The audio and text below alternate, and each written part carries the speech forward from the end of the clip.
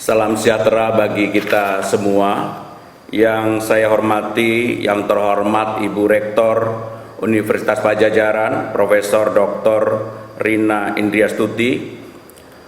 Yang terhormat Bapak Dekan Vkom, Dr. Dadang Rahmat, dan para dekan yang mendahului yang kebetulan juga menjadi guru-guru saya, Profesor Dr. Saleh Sumirat, Profesor Dr. Suganda, Profesor Dr. Dedi Mulyana, Bapak Ibu para guru besar, Wakil Rektor, para dekan yang hadir, dan juga tentunya para hadirin yang kami hormati, segenap Sivitas Akademika Unpad dan Vkom Unpad. Pertama-tama kami panjatkan syukur alhamdulillah saya diberikan kesempatan untuk menjadi bagian dari ulang tahun Vkom Unpad yang ke-60. Saya pribadi bangga menjadi bagian itu dan menjadi bagian dari murid atau mahasiswa Unpad di Fakultas Komunikasi. Izinkanlah saya akan menyampaikan, karena ini kebetulan jam 9 ada rapat terbatas, saya mohon maaf nanti sebelum itu akan mengakhiri, dan saya menyampaikan ini dari Istana Kepresidenan Bogor. Ibu Rektor, para hadirin yang kami hormati, tidak ada satu negara pun sebenarnya yang siap menghadapi pandemi COVID-19 ini. Tentunya kalau melihat Indonesia, kita harus melihat dunia. Bagaimana dunia menghadapi pandemi COVID ini? Kita akan mencoba untuk membandingkan secara adil, fair, apple to apple, berbagai kebijakan yang telah dilakukan oleh semua pemerintah yang ada. Yang pertama, kalau kita lihat bagaimana Indonesia dalam kacamata dunia menghadapi COVID-19 ini. Semua negara tergagap-gagap mengambil kebijakan yang berbeda-beda. Tentunya sekarang setelah hampir 7-8 bulan pandemi ini terjadi di dunia, kita bisa memotret apakah kebijakan yang diambil oleh pemerintah, masing-masing pemerintah, sudah tepat atau belum. Yang pertama, kalau kita lihat negara dengan penduduk yang hampir sama, tentunya kita harus membandingkan negara dengan jumlah yang sama, bagaimana kondisi kematian per 1 juta penduduk, dan apa kebijakan yang diambil, dan bagaimana kondisi potret negara tersebut pada hari ini. Sebelumnya, yang pertama, kalau kita lihat misalnya negara-negara dengan fasilitas kesehatan yang sudah baik, yaitu Spanyol, Inggris, Amerika, Jerman, Australia, Jepang, dan sebagainya. Apa yang terjadi? Sekarang ini Spanyol, Inggris, Amerika termasuk 3 negara yang mengalami kondisi kematian tertinggi per 1 juta penduduk. Spanyol adalah 620 per 1 juta penduduk. Kemudian kalau kita lihat bagaimana kebijakan yang diambil Spanyol pada waktu itu, mereka melockdown negaranya hampir 3 bulan. Akibat kebijakan lockdown, kalau kita potret per hari ini, maka Spanyol mengalami kontraksi pertumbuhan ekonominya sampai minus 22%. Inggris juga melakukan lockdown, maka kematian per 1.611.000, pertumbuhan ekonominya minus 21,7. Demikian juga dengan Amerika 552, pertumbuhan ekonominya minus 9,5. Boris Johnson, Perdana Menteri Inggris, mengatakan bahwa dia menyesal melockdown negaranya. Karena itu terbukti dengan kematian yang masih tinggi. Yang kedua adalah pertumbuhan ekonomi yang negatif 21,7%. Bagaimana dengan Indonesia? Indonesia menerapkan kebijakan pembatasan sosial berskala lokal. Pertumbuhan ekonomi Indonesia pada kuartal kedua 5,4%, kuartal pertama 2,97. Tingkat kematian Indonesia adalah 26,55 per 1 juta penduduk.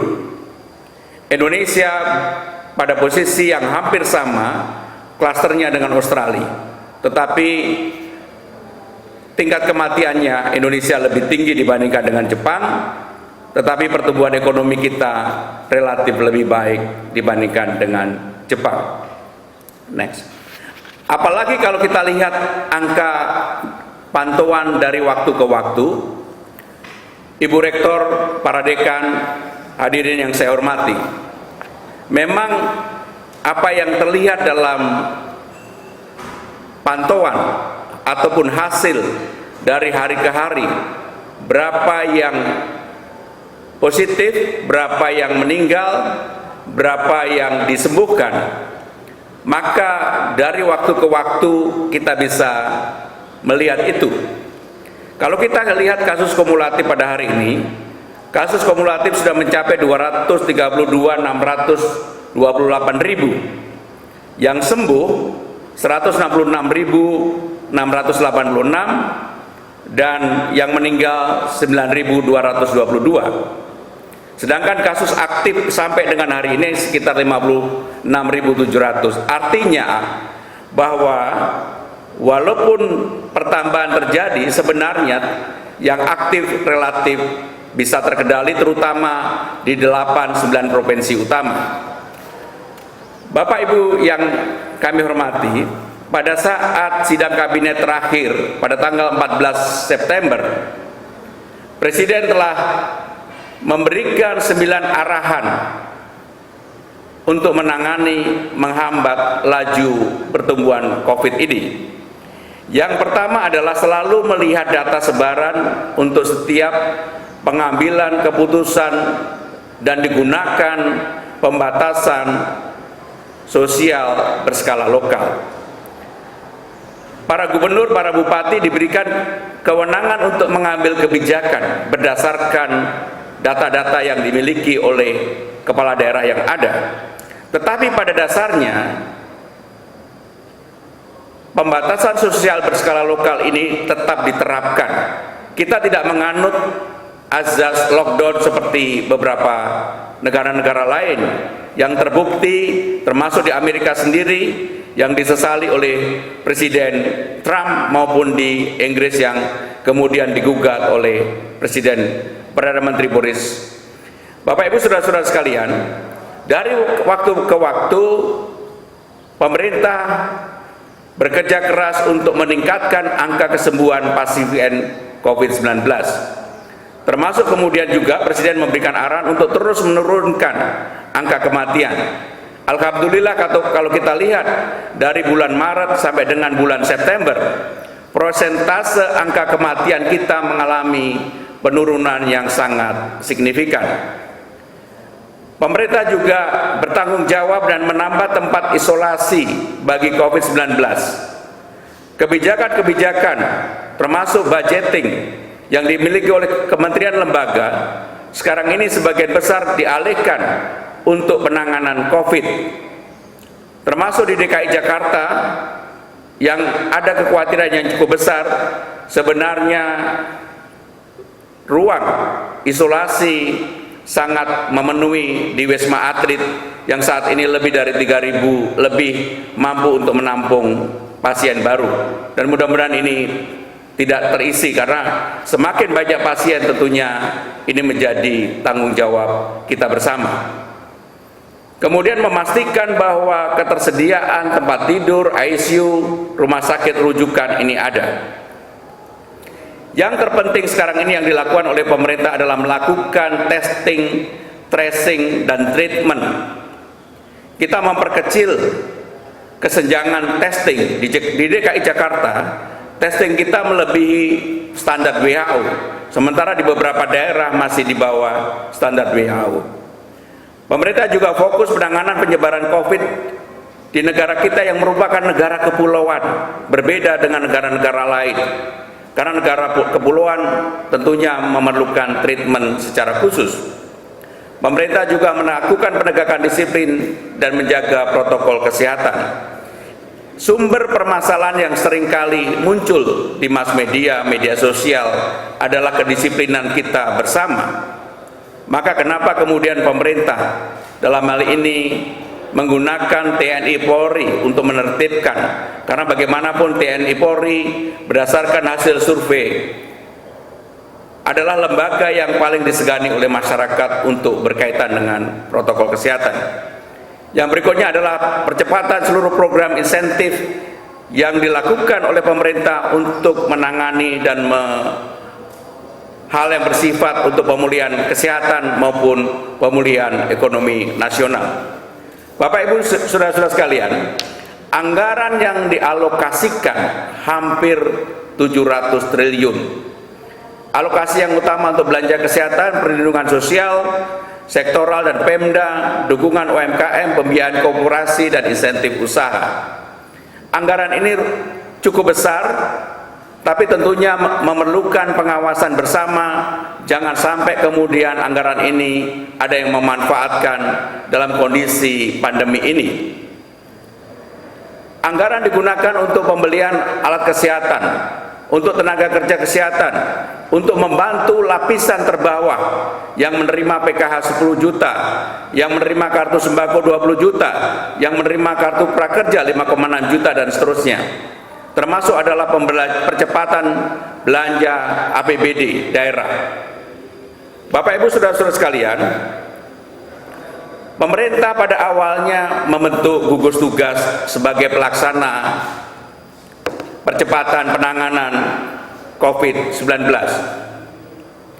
Gugus tugas ini bertugas untuk meningkatkan ketahanan nasional di bidang kesehatan, mempercepat penanganan COVID di daerah dan kementerian lembaga, antisipasi eskalasi penyebaran COVID, dan kemudian juga mencegah, mendeteksi, merespon COVID-19.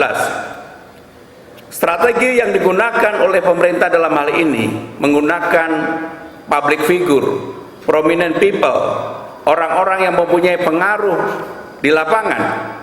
Kalau kita lihat pada hari ini, relatif persoalan yang berkaitan dengan hoax sudah mengalami penurunan yang sangat drastis. Banyak pertanyaan, kenapa kemudian pemerintah menggunakan misalnya Dr. Reza atau Prof. Wiku?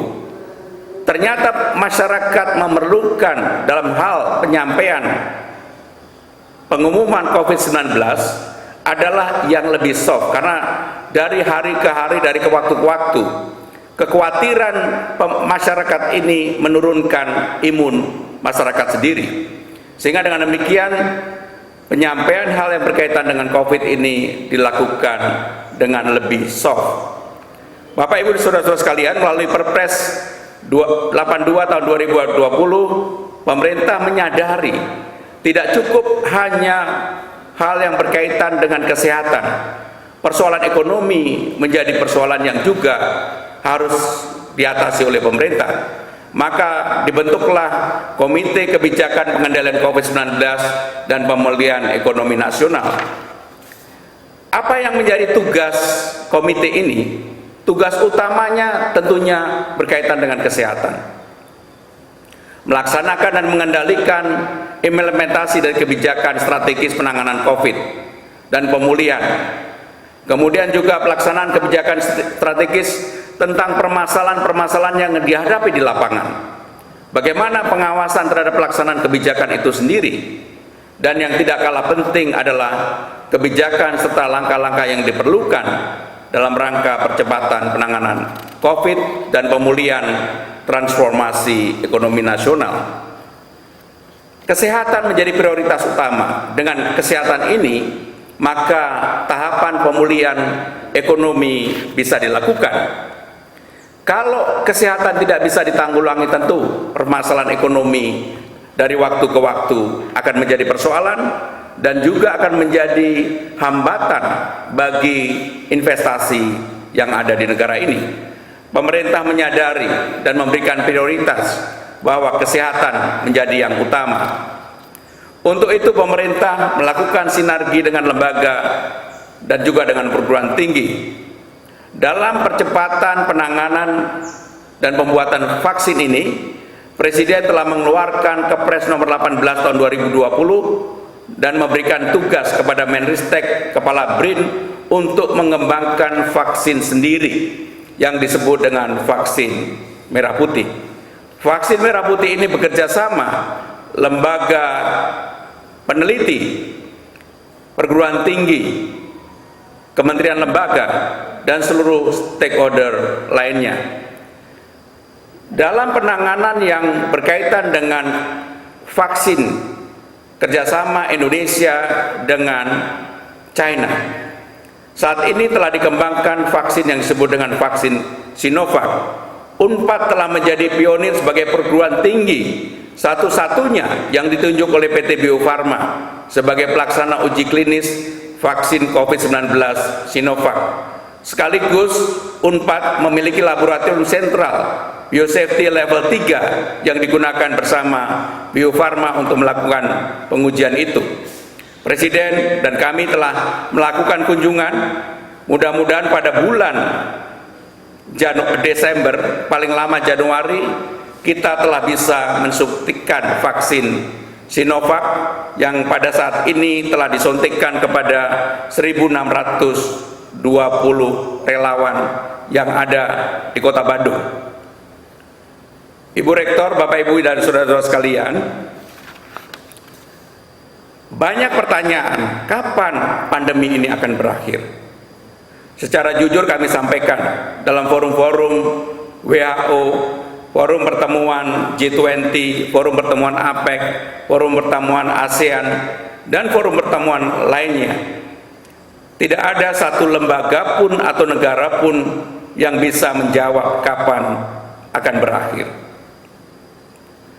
Tentunya yang bisa dilakukan adalah segera menemukan vaksin untuk membuat dan menyuntikkan kepada masyarakat secara massal. Maka Indonesia beruntung sudah melakukan kerjasama dengan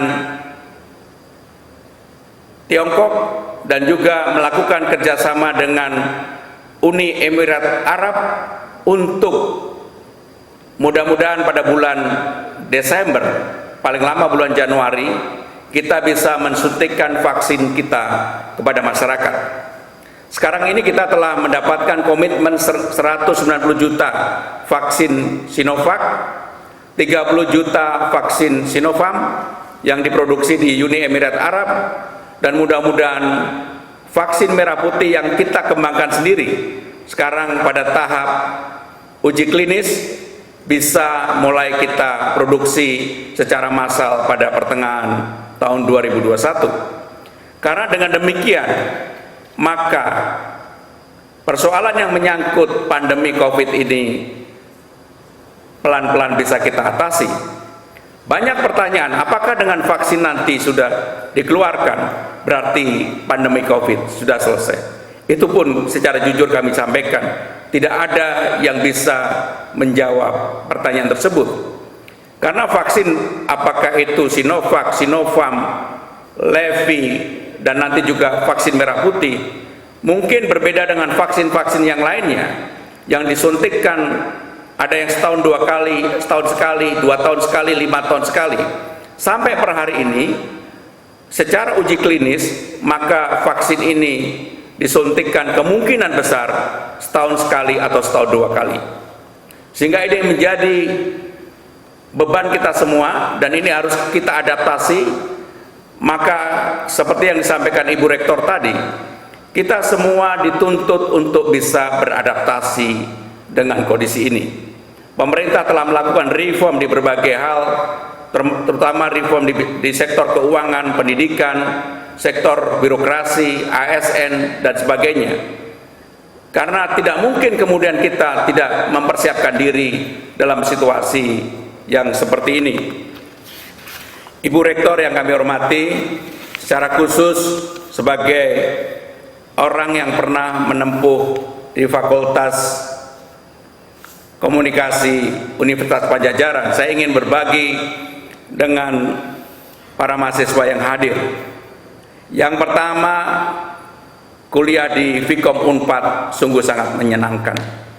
Walaupun tugasnya banyak, tetapi sebenarnya sangat menyenangkan. Saya secara jujur ingin mengatakan, ketika saya mengambil perguruan tinggi, saya paling enjoy ketika kuliah di Unpad. Untuk itu secara khusus saya ingin berpesan pada para mahasiswa Universitas Padjadjaran. Tugas yang diberikan memang banyak sekali. Kita harus bisa lebih dulu menyelesaikan tugas itu dibandingkan dengan apa yang dipikirkan oleh para guru besar, para dosen ketika mereka memberikan tugas kepada kita. Sehingga kalau tugasnya diberikan hari ini, malam itu juga harus selesai. Maka ketika kita datang 1 minggu kemudian atau 3 hari kemudian, kita tidak lagi memikirkan tugas itu. Saya yakin dengan demikian ini akan membantu banyak. Maka saya sekali lagi ingin mengucapkan selamat kepada Unpad yang telah berumur, Vkom yang telah berumur 60 tahun, dan tentunya mudah-mudahan Vkom selalu bisa memberikan dan mewujudkan harmoni untuk keunggulan Vkom Universitas Padjadjaran. Terima kasih. Wassalamualaikum warahmatullahi wabarakatuh.